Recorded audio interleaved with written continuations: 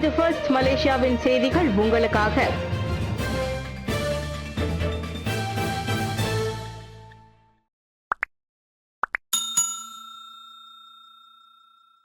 Ukraine போரை முடிவுக்கு கொண்டு வர ரஷ்ய அதிபர் புதினுடன் பேசியுள்ளேன். Donald Trump. ரஷ்யா மற்றும் உக்ரைன் இடையே 2022ஆம் ஆண்டு பிப்ரவரி 24ஆம் தேதி போர் மூண்டது. உக்ரைனின் கீவ், கார்கிங், டொனாஸ்க் உள்ளிட்ட பல நகரங்களை ரஷ்யா முதலில் கைப்பற்றியது. எனினும் அவற்றை உக்ரைன் பதிலடி கொடுத்து பின்னர் மீட்டது. போரானது 3 ஆண்டுகளை நிறைவு செய்ய உள்ளது. உக்ரைனுக்கு அமெரிக்கா, ஜெர்மனி உள்ளிட்ட நாடுகளின் பேராதரவை கோரி வருகிறது. இதற்கேற்ப அந்நாடுகளும் இராணுவ மற்றும் நிதி உதவியை வழங்கி வருகின்றன. இந்நிலையில் உக்ரைனுக்கு எதிரான போரை முடிவுக்கு கொண்டு வருவதற்காக ரஷ்ய அதிபர் புதினுடன் பேசியுள்ளேன் என அமெரிக்க ஜனாதிபதி டொனால்ட் ட்ரம்ப் ஊடகம் ஒன்றிற்கு அளித்த பேட்டியில் தெரிவித்தார். 2022ஆம் ஆண்டில் நான் அமெரிக்க ஜனாதிபதியாக இருந்திருந்தேன் என்றால் 3 ஆண்டுகால போரானது ஒருபோதும் நடந்திருக்காது என்றும் அவர் கூறியுள்ளார். ட்ரம்பிடம் நியூயார்க் போஸ்ட் நிருபர் எத்தனை முறை நீங்களும் புதினும் பேசியுள்ளீர்கள் என கேட்டதற்கு அதனை நான் சொல்லாமல் இருப்பது நல்லது என கூறினார். ஆனால் போர்க்களத்தில் உயிரிழப்பு பற்றி புதின் கவனத்தில் கொள்வார் என நான் நம்புகிறேன் என்றார். மக்கள் மரணமடைவது நிறுத்தப்பட வேண்டும். அதனை பார்க்க அவர் விரும்புகிறார். மரணமடைந்த அனைவரும் இளமையான மற்றும் அழகான மக்கள். அவர்கள் அவர்களுடைய குழந்தைகளை போன்றவர்கள். 20 லட்சம் பேர் எவ்வித காரணமும் இன்றி உயிரிழந்துள்ளனர் என அவர் கூறியுள்ளார். லெபனனில் சுரங்கப்பாதை மீது நள்ளிரவில் இஸ்ரேல் வான்வழி தாக்குதல். இஸ்ரேல் மீது கடந்த 2023ஆம் ஆண்டு அக்டோபர் 7ஆம் தேதி ஹமாஸ் அமைப்பு கொடூர தாக்குதல் நடத்தியது. அப்போது எதிரில் தென்பட்ட நபர்களை எல்லாம் அந்த அமைப்பு துப்பாக்கியால் சுட்டும் தாக்கியும் படுகொலை செய்தது. நோவா இசை நிகழ்ச்சியில் பங்கேற்க சென்றவர்கள் உட்பட ஆயிரக்கணக்கானோர் கொல்லப்பட்டதுடன் நூற்றுக்கணக்கானோர் பணைய கைதிகளாக சிறைப்பிடித்து செல்லப்பட்டனர். இதனைத் தொடர்ந்து காசாவுக்கு எதிராக இஸ்ரேல் போரில் இறங்கியது. ஓராண்டை கடந்து நடந்து வரும் இந்த மோதலில் 46,000க்கும் மேற்பட்ட பாலஸ்தீனர்கள் காசா பகுதியில் உயிரிழந்து உள்ளனர். லட்சக்கணக்கானோர் காயமடைந்துள்ளனர். இதனை காசா சுகாதார அதிகாரிகள் உறுதி செய்துள்ளனர். பாலஸ்தீனர்களுக்கு ஆதரவாக ஹிஸ்புல்லா பயங்கரவாத அமைப்பும் போரில் ஈடுபட்டு வருகிறது. லெபனன் நாட்டில் இருந்தபடியே இஸ்ரேலை தாக்கி வருகிறது. இது தொடர்ச்சியாக இஸ்ரேல் பதிலடி தாக்குதலில் ஈடுபட்டது. சிரியா நாட்டின் எல்லையையொட்டி லெபனன் நாடு அமைந்துள்ளது. லெபனனில் சுரங்கப்பாதை அமைத்து ஹிஸ்புல்லா பயங்கரவாத அமைப்பு ஆயுதங்கள் கடத்துகிறது என்ற குற்றச்சாட்டும் கூறப்படுகிறது. இந்த சூழலில் நேற்றிரவு இஸ்ரேலின் விமானப்படையின் போர் விமானங்கள் லெபனனின் பெகா பகுதியில் அமைந்த சுரங்கப்பாதை மீது வான்வழி தாக்குதலை நடத்தியது.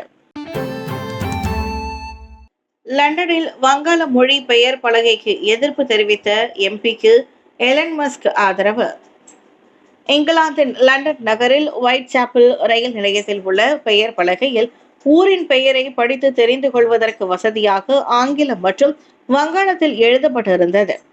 இது பற்றி கிரேட் யமவுட் பகுதிக்கான எம்பி ரூபர்ட் லாவ் அவருடைய எக்ஸ் வலைதள பக்கத்தில் வெளியிட்ட செய்தியில், இது லண்டன் நகரம். ரயில் நிலையத்தின் பெயர் ஆங்கிலத்தில் இருக்க வேண்டும், ஆங்கிலத்தில் மட்டுமே இருக்க வேண்டும் என பதிவிட்டார். 2 மொழிகளில் இடம்பெற்ற பெயர் பலகையின் புகைப்படம் ஒன்றையும் பகிர்ந்துள்ளார். அவருடைய அந்த பதிவுக்கு ஒரு சிலர் ஆதரவும் சிலர் 2 மொழிகளில் பலகை இருப்பதால் தவறேதும் இல்லை என்றும் தெரிவித்துள்ளனர். இந்த நிலையில் உலக பணக்காரர்களில் ஒருவர் மற்றும் எக்ஸ் வலைதள உரிமையாளரான எலன் மஸ்க் ரூபர்ட்டின் பதிவுக்கு தன்னுடைய ஆதரவை வெளிப்படுத்தியுள்ளார். கிழக்கு லண்டனுக்கு வங்காளதேச சமூகத்தினர் பெரும் பங்காற்றி உள்ளனர். ஒயிட் சாப்பல் பகுதியில் அவர்கள் அதிக அளவில் வசித்து வந்துள்ளனர். இந்நிலையில் அவர்களுக்கு மரியாதை அளிக்கும் வகையில் 2022ஆம் ஆண்டு ஒயிட் சாப்பல் ரயில் நிலையத்தில் வங்காள மொழியிலான பெயர் பலகை நிறுவப்பட்டது. மாலி பயங்கரவாதிகள் நடத்திய தாக்குதலில் தங்க சுரங்க தொழிலாளர்கள் 32 பேர் பலி. மேற்கு ஆப்பிரிக்க நாடான மாலியில் இராணுவ ஆட்சி நடைபெற்று வருகிறது. இந்நாட்டில் ISIS அல்-கொய்தா ஆதரவு பயங்கரவாத குழுக்கள் ஆதிக்கம் செலுத்தி வருகிறது. இந்த பயங்கரவாத குழுக்கள் பொதுமக்களை குறிவைத்து தாக்குதல்களை நடத்தி வருகின்றனர். இந்நிலையில் அந்நாட்டின் வடக்கு பகுதியில் கோவா நகரில் தங்க சுரங்கம் உள்ளது. இந்த சுரங்கத்திற்கு நேற்று தொழிலாளர்களை ஏற்றுக்கொண்டு வாகனங்கள் சென்று கொண்டிருந்தன. அவர்களுக்கு பாதுகாப்பாக இராணுவ வீரர்களும் சென்றனர். அப்போது அந்த வாகனங்களை குறித்து பயங்கரவாதிகள் தாக்குதல் நடத்தினர். இந்த தாக்குதலில் தங்க சுரங்க தொழிலாளர்கள் 32 பேர் உயிரிழந்தனர். மேலும் பலர் படுகாயம் அடைந்தனர். இந்த தாக்குதலை தொடர்ந்து ராணுவ வீரர்களும் பதிலடி தாக்குதல் நடத்தி வருகின்றனர். இதில் பயங்கரவாதிகளும் உயிரிழந்ததாக தகவல் வெளியாகியுள்ளது. எஃகு அலுமினியத்திற்கு 25% இறக்குமதி வரி விதிப்போம், ட்ரம்ப் அதிரடி. அமெரிக்க ஜனாதிபதியாக பதவியேற்ற டொனால்ட் ட்ரம்ப் பதவியேற்ற முதல் நாளே அதிரடி நடவடிக்கைகளை மேற்கொண்டு வருகிறார். குறிப்பாக அவரது வரி விதிப்பு நடவடிக்கைகள் உலக அரங்கில் கடுமையான தாக்கத்தை ஏற்படுத்தி வருகின்றன. மெக்சிகோ மற்றும் கனடாவில் இருந்து இறக்குமதியாகும் பொருட்களுக்கு 2.25%, சீன பொருட்களுக்கு 10% வரி விதிப்பு பிப்ரவரி 1 முதல் அமலுக்கு வரும் என ட்ரம்ப் அறிவித்திருந்தார். மெக்சிகோவும் கனடாவும் புலம்பெயர் மற்றும் பென்டனில் போதைப்பொருள் கடத்தலுக்கு எதிரான கடுமையான நடவடிக்கை எடுக்கும் வரை இந்த நடவடிக்கை தொடரும் என்றும் தெரிவித்திருந்தார். ஆனால் கனடாவும் மெக்சிகோவும் கடைசி நேரத்தில் ட்ரம்ப் கூறிய நடவடிக்கைகளுக்கு உத்தரவாதம் அளித்த நிலையில் வரி விதிப்பு 1 மாத காலம் நிறுத்தி வைக்கப்பட்டது.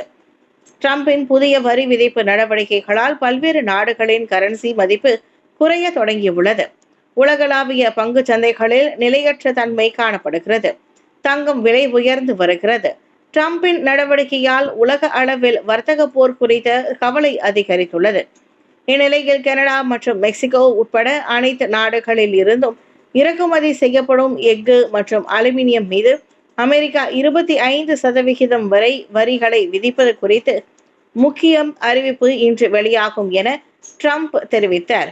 வார இறுதியில் பிற இறக்குமதி வரிகள் அறிவிக்கப்படும் எனவும் ட்ரம்ப் கூறியிருக்கிறார்.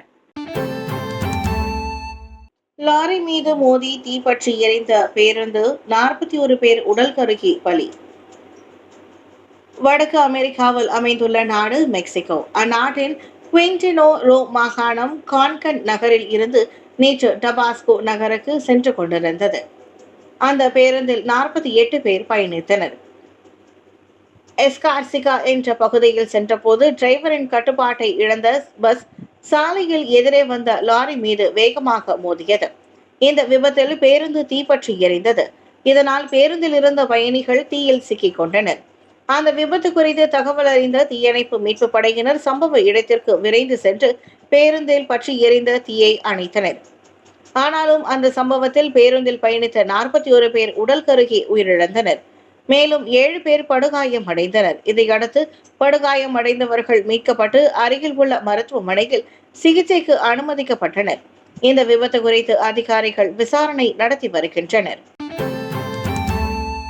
நமீபியாவின் முதல் அதிபர் காலமானார். தலைவர்கள் இரங்கல். தென்னாப்பிரிக்காவில் அமைந்துள்ள நாடு நமீபியா. தென்னாப்பிரிக்காவிடம் இருந்து சுதந்திரம் பெற்ற நமீபியா 1990ஆம் ஆண்டு தனி நாடாக உதயமானது. அந்நாட்டின் முதல் அதிபராக சாம் நுஜோமா பொறுப்பேற்றார். அவர் 15 ஆண்டுகளாக நைஜீரிய அதிபராக செயல்பட்டார். அதன் பின்னர் அரசியலில் இருந்து விலகிய சாம் நுஜோமா குடும்பத்தினருடன் தலைநகர் விண்டஹோக்கில் வசித்து வந்தார். இந்நிலையில் உடல்நலக் குறைவால் கடந்த சில நாட்களாக மருத்துவமனையில் சிகிச்சை பெற்று வந்த சாம் நுஜோமா நேற்று சிகிச்சை பலனின்றி உயிரிழந்தார். அவரது மறைவிற்கு உலக நாடுகளின் தலைவர்கள் இரங்கல் தெரிவித்துள்ளனர்.